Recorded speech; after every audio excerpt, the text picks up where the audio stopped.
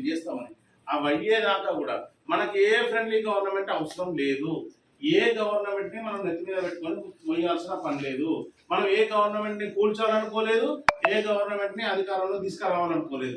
మనం అడిగేది ఏంటంటే, ఎవరైనా పాలకులు మీ పని మీరు చేసుకోండి, ఉద్యోగులు మా పని మేము చేసుకుంటాం, మమ్మల్ని కనుక గెలిపితే మాత్రం మేము కందిరీగలై ఉడతామని చూపించిన చరిత్రన అది రిపీట్ అవుతుంది. ఈ సర్కార్కి కూడా మనము స్వాగతం పలికే సమయం కాబట్టి, వార్నింగ్ ఇచ్చే సందర్భం కాదు కాబట్టి, న్యాయంగా మనకు ఏవైతే అమలు చేస్తున్నారో అవి అమలు అయ్యేదాకా మనం ప్రయత్నం చేద్దాం.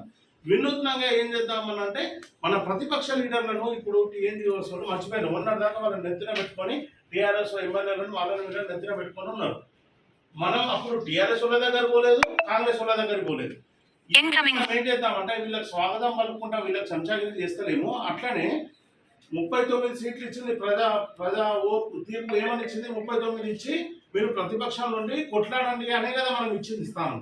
ఆ బాధ్యతను కూడా సక్రమంగా వాళ్ళు నిర్వర్తించే బాధ్యత కూడా మనదే. మనము రిప్రజెంటేషన్ టీఆర్ఎస్ పార్టీ వాళ్ళకు కూడా ఇవ్వాలి, వీళ్ళకి ఇవ్వాలి, వాళ్ళకి ఇవ్వాలి.